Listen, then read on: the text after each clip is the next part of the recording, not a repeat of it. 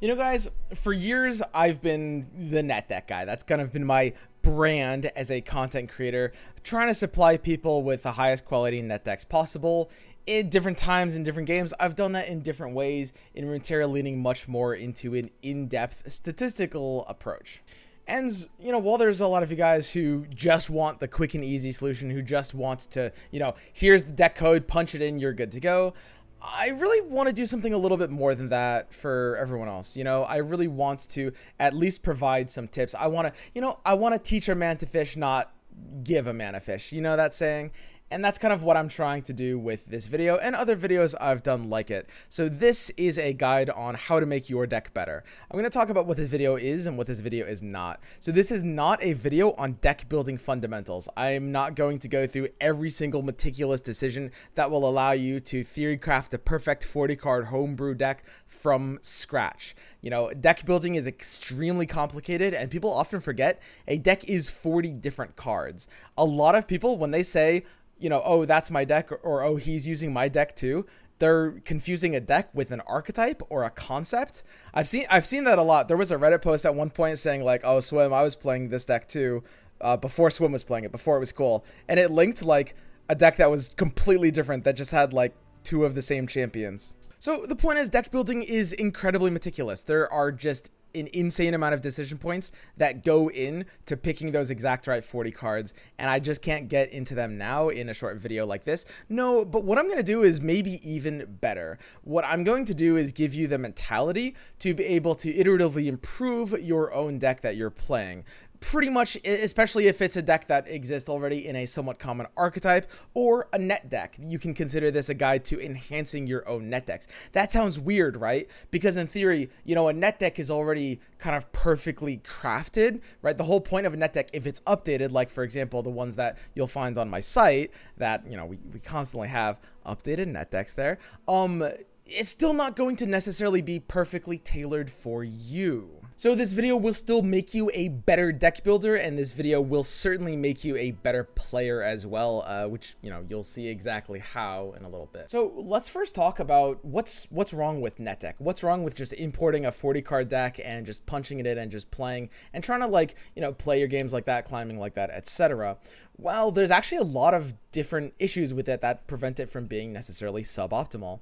You often have like a slightly different personal playstyle that might incline you towards minor card shifts here or there. Again, I'm talking about like, -3 cards here, +3 cards there, that kind of thing. Nothing major, but a more refined concept nonetheless. B, and this is one that people really forget, their meta and the how deck building incentives even work is completely different for each person. Factors, the biggest factor being probably the rank you're playing at is going to be a completely different meta with completely different incentives. Different decks will succeed differently at different ranks, straight up.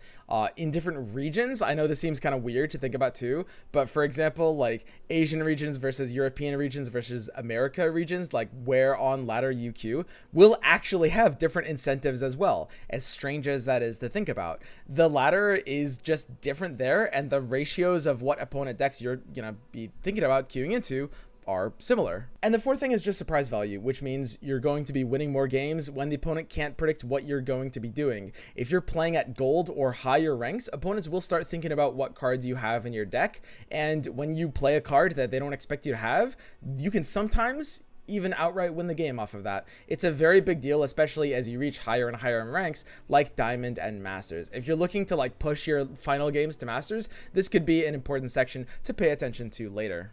Just a quick tip in the same vein, by the way, is that if you're queuing on ladder, you do want to know what the opponent's deck is. So I'd heavily recommend when you see what your opponent's deck is, go into the mobile deck stats, find whatever the most popular deck they're playing that has the same champions, and it's almost certainly the deck they're playing. You can assume it's going to be card for card. It might be pretty similar, and then you can just kind of play around all the different things they could have. If you want to rank up, I would literally recommend doing this every single game. Anyway, let's go ahead and start with the process, and I'll kind of walk you guys through it while giving examples. So we can start with a deck build, and there's a lot of different ways to do that. You can load up a net deck from whatever source you want. I maintain this is my site where I have pretty much the highest win rate decks in any given archetype. It's going to be updated usually something like once a week, although it can vary a little bit. And for the most part, I try to keep it, the best place to find every high win rate deck for people trying to climb to Masters. So let's say the deck you want to pick is Fiora Shen. Sure, I mean, it can be whatever. And again, this doesn't have to be from my site. I'm just showing you guys an example starting from a net deck. You can use your own deck. You can use your own archetype. This isn't going to work super well for a snowflakey homebrew, but it does have to be like a somewhat coherent archetype, but you don't have to actually net deck it from a source like my site or Mobalytics either. Okay, so we're starting with Fiora Shen as an archetype, and we can start with this version. You can play around with it, you can jump into some games, do whatever you want, but the most important thing, the first step here, is to consider alternatives, consider other versions. This is where a lot of the fundamental deck building principles would in theory come in as as a high level deck builder, you can look at this deck and you can be like, okay, maybe I want -1 here, maybe a tech option against this unfavorable matchup against my spread is good here. Just figuring out the ratios, figuring out the exact incentives. But again, that's not the kind of thing we're going to go over here. I'm just going to give you guys a way to improve decks yourself while sort of bypassing a lot of that. So what we can start by is going through the metastats. This is the Mobalytics metastats section, and this is an extremely useful tool. This is kind of the basis of most of my analysis when it comes to maintaining decks and providing the highest win rate decks. So if we want to, we can go ahead and sort by Demacia Ionia, and this is going to give us a lot of Fiora Shen decks. As we can see here, it's got a very high win rate, and that's why Fiora Shen is a tier 1 deck on my website. It's got depending on kind of the rank you choose and, the specific deck, it's got something along the lines of a 57% win rate at all ranks. So this is where the actual deck build of it comes in. We can check out a bunch of different versions to these concepts, let's pull up a couple here. So this one is using, 2 Sharpsight, it's using 1 LoR and Chevalier, 2 Brightsteel Formation, 0 Swiftwing Lancer, and 2 Green Glade Caretaker.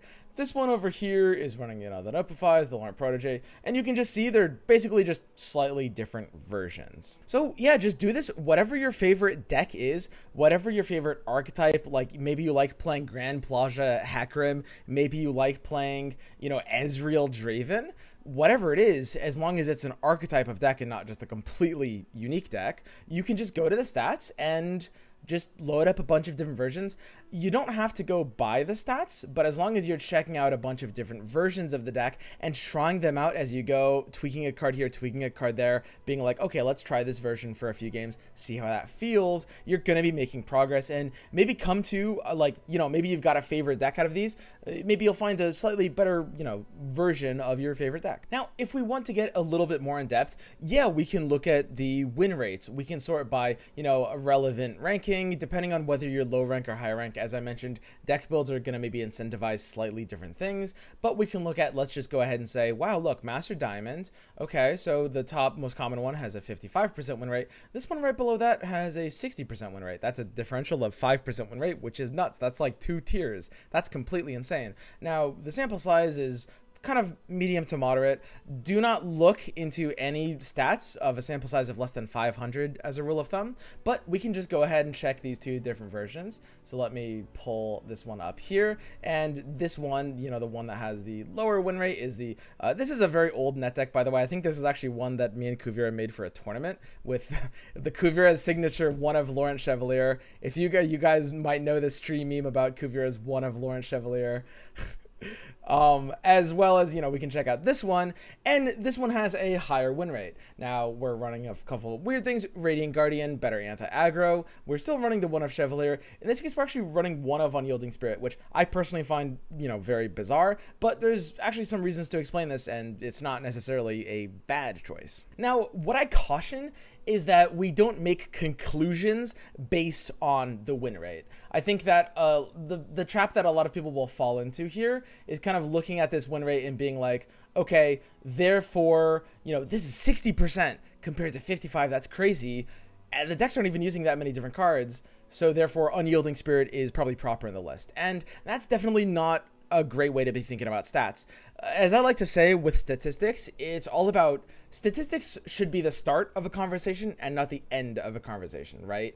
It's a question, not an answer. It's a good place to look. and see exactly what's happening. So what I'm advising you to do with all these different deck builds and all these different, ways to play is to just try them out. Play a bunch of different versions of your archetype, whatever you're looking to maybe play better at, maybe build a slightly better version of, or just if it's your favorite archetype. Actually, this is a good place to talk about one of the points I wanted to make in this video was this idea of surprise value. I think one of the reasons that this version in particular, this Fiora Shen version, does particularly well is it capitalizes on surprise value. I think that's a large part of why it has a high win rate. Cards like Radiant Guardian and Unyielding Spirit, both of these cards are very, very rare to see in this archetype. You basically never see them. In fact, you never consider Unyielding Spirit as, any sort of competitive card in any deck, really. And so when the opponent is thinking, okay, what could they have? They could have this, they could have that. Okay, check, that's fine. And then they just fail to play around one of these cards, well, then you're gonna be able to sometimes just get a ton of surprise value, right? And that can be enough to swing the tables in a game. This is actually a very good point to talk about surprise value. We've got Radiant Guardian and Unyielding Spirit in this version of the deck, and I think that's a large part of the reason why it's doing so well, because these two cards, if the opponent doesn't expect them, and you wouldn't expect them in a Fiora Shen deck, are going to potentially give a lot of value when the opponent fails to play around them. So a great example of how you can sometimes gain a little bit of an edge by using a less common version of an archetype, although I must caution you not to just run bad cards for the sake of surprise value. The cards do have to at least make sense on, a major level, right? Okay. And there's also a lot of cases where the stats can kind of paint us a picture in terms of maybe how a deck should be built. So I'll give you guys an example from my stream the other day where we were going through, I was kind of making it a challenge to try to refine a Lucian Hecarim deck because I wanted to list one on the site. So I went through a lot of the stats. I was organizing by relatively high ranks. I was looking through, like Master, Diamond, Plat, and I was looking through a bunch of the different versions, and we saw a lot of different patterns in terms of going through this, but one of the interesting patterns that was actually very consistent and pretty strong, not insanely consistent, not insanely strong, but one of the bigger patterns we saw was that this card, Soul Shepherd, was usually run in versions that have lower win rates, right? And I think it makes a lot of sense. Soul Shepherd in particular is not really a card that this deck wants. It's an extremely, it's a baity card. It is only really good when you're ahead on hands, and it doesn't help any of your conditions when you're behind on hand. And of course, it kind of has board space issue problems. There's a lot of ways to explain this card being kind of awkward. Again, we can't 100% conclude certain things, but when the stats are at a certain level, we can be like, okay, there's a very good chance Soul Shepherd isn't right in this deck. Let's try to cut Soul Shepherd from my version and see how that works out. So, we don't just use this site for ideas. Sometimes they can definitely give us direction on deck building as well. Now is time where we get into the very interesting stuff. This is kind of like the final segment of the video where I'm going to be talking about how to think like a deck builder and how to really kind of apply principles to be able to iteratively improve these different versions that you have, right? Because at this point, maybe you've got whatever archetype you're thinking of, or multiple if you want to do this process for multiple kinds of decks. You've got your favorite thing. You've got a bunch of cool new ideas for shifting a card here, shifting a ratio there. Ratioing does matter a ton. Just maybe this 3 of is a 2 of, that kind of thing. Well, now what? How do we decide what cards are actually really good? So it's kind of a tricky problem, right? Because you've got all these different versions, there's probably about 10 different cards that are sort of flexible options. You could run this card here, you could run this card there. Do you run Fleet for the Tracker? Some versions are running less Green Glade Caretakers. I've experimented with versions with 0 Green Glade Caretaker. You can build a lot of different versions of this concept. I've gone down to 1 Deny, right? So many different ways. How do we decide, what's good and what's bad? In fact, the tricky thing about it is, let's say, you've got kind of 12 majorly different version concepts for the list.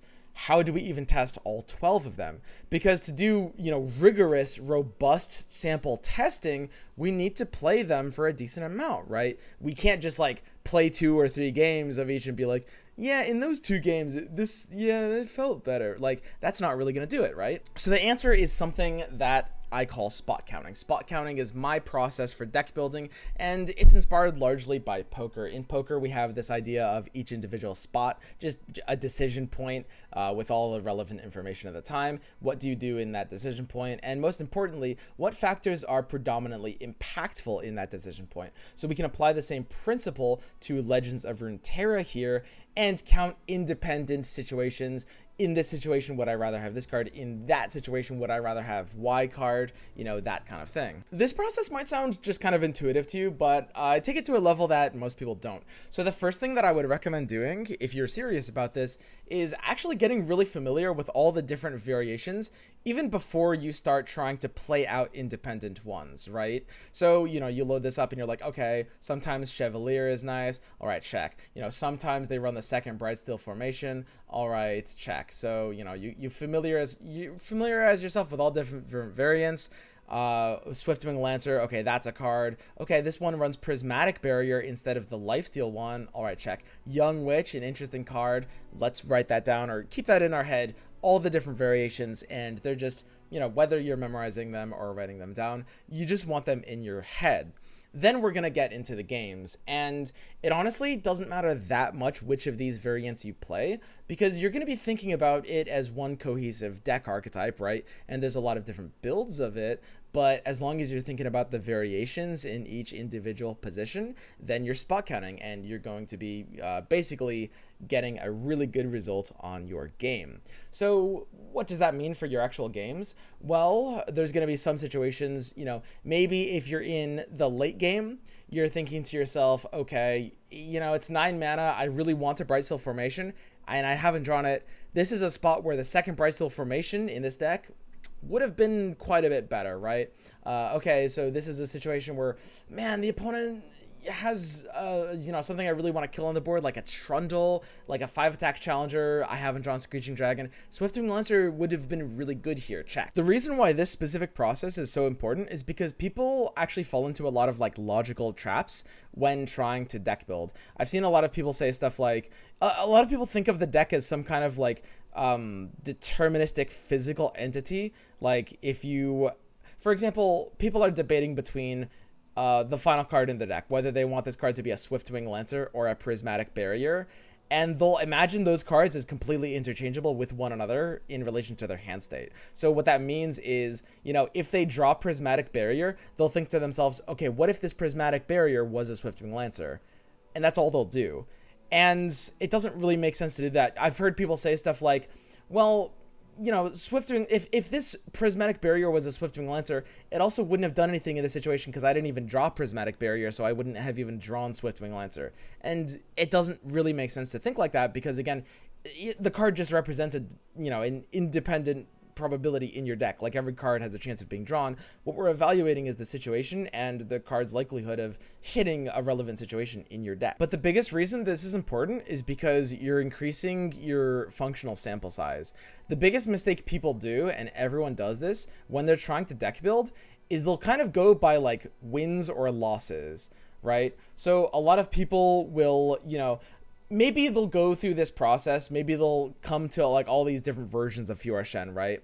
And they'll play this one like 5 times, and they'll play this one 5 times, and they'll play this one 5 times, and they'll play this one 5 times. They'll play each one 5 times, and then they'll be like, okay, well, I won 4 times with this one, therefore, you know, maybe it's better.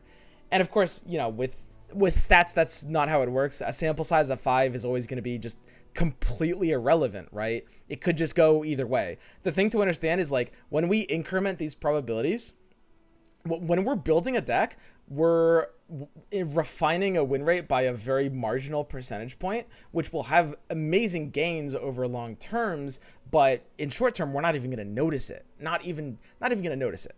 And what that means is that, you know, it's just going to be kind of random which one is winning or which one is not when we're just tracking nothing but wins or losses. And that's why spot counting is very important, because it's this idea of increasing sample size. Instead of tracking the win or loss, what we're tracking is just every decision point that's relevant for that specific card in that game, right? So this one simple trick will help you so much.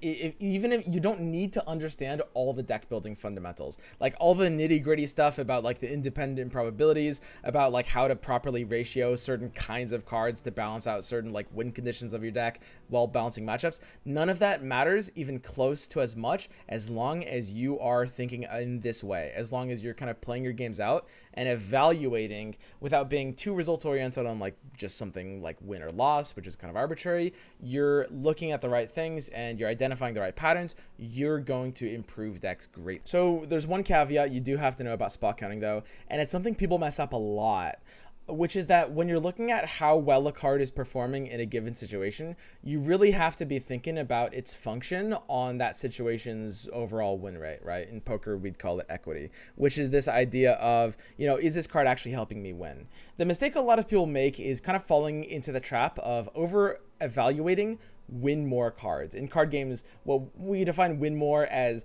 a card that's kind of only good when you're already ahead, and certain cards exhibit this property to different degrees, right? A good example of a win more card in Legends of Runeterra would be, I don't know, let's say pack mentality. I'm sure there's more competitive examples, but when you have like some kind of finisher like this that's only good when you already have a really wide board, you can consider this win more in some ways, right? Like on average, it'll be better when you're ahead than when you're behind. So you have to evaluate, especially in the case of some late game cards, like if a card is actually helping you win, or if it's already like over winning and already won game, you know what I mean? So just don't fall into that trap and you'll be fine. And then the final thing I want to talk about is a deck building fundamental that I've actually kind of been talking about recently that I gave an interesting name to. And it's a good way to explain something that, a lot of people often ask me. Let's give a really good example. So for like, I was messing around with all-in Fiora decks, like the Fiora Butterfly deck, which by the way still has a pretty high win rate, which I'm very proud of that. But the Fiora Butterfly deck, this all-in Fiora deck, it's built around just always keeping Fiora alive. And if your Fiora dies anyway, then, you've kind of already lost the game. Sometimes it's Sparklefly, but you're keeping one unit alive to try to win the game off of it. And a lot of people ask, Swim, why don't you run Detain in this deck? Because you're already keeping the unit alive, Detain's like a 5-mana vengeance. And so that's actually true. Detain in that deck is straight up a 5-mana vengeance. So here's the problem, and here's where people are really thinking about that wrong, which is Detain doesn't really do much in that deck. And again, this is an example. This happens a lot in deck building, but the problem is that Detain doesn't really have anything to do with how that deck in particular wants to be winning games. So if we break down this deck, we're stabilizing, we're keeping our unit alive. Fiora's trying to get kills, sometimes accelerating that matters. There's some cases where we have to race the opponent down, but for the most part, the whole point is if we have a unit alive, the opponent's board is completely trivialized, and most of the responses that we want to counter are the spells and not their units. So in other words, and this is the most important way to think about it, we have to ask ourselves not whether the deck works for the card, but whether the card works for the deck. Okay? So what I mean by that is that's a good case where, that deck empowers Detain. Yes, absolutely. The deck works for the card. It does. But the card doesn't work for the deck. The overall game plan of the deck makes the card work, but if the card doesn't make the overall game plan of the deck work, then it shouldn't be in the deck, right? This is a very common trap that so many people fall into. Another really good example is Slotbot. A lot of people were running Slotbot in like Jinx, Twisted Fate, kind of like aggro. I think Mogwai had a deck like that. And it's another good example of like, so that deck you draw a lot of cards. So Slotbot, it's really empowered by the deck. But the way the deck plays out, especially, depending on most of your opponent's tools, any decent deck is going to have an answer to this. And Slotbot's not really as aggressive of a card. It's not playing at the speed that deck wants to play at. If you want to play Slotbot for value, it's more of like a slower value mid-range tool, if anything. So again, that's another case where the cards not working for the deck. So, I mean, yeah, that's it. That's the video. Hopefully you guys learned a little something from this. I tried to kind of break it down in a way that, you know, was, hopefully this will change the way you think about the game. I mentioned at the very start of the video that this process and, like, you know, what you learn from this video will not just make you a better deck builder, but it will also make you a better player. And I firmly believe that, like, this has made me a better player, thinking about the game in this way, thinking about, like, what actions are kind of, like, most impactful towards those, you know, and the decision points that you make in the deck builder are very analogous to the decision points that you make in game, especially during the mulligan phase. If you're thinking about how your deck wants to function and how different parts come together and how your game plan works and how to best support that game plan, you will get so much better at mulliganing, and that is one of the most important decisions in the entire game, bar none. All right, so yeah, that's it. That's my how to build better decks video. Hopefully you guys learned something from it, and I'll see you guys next time.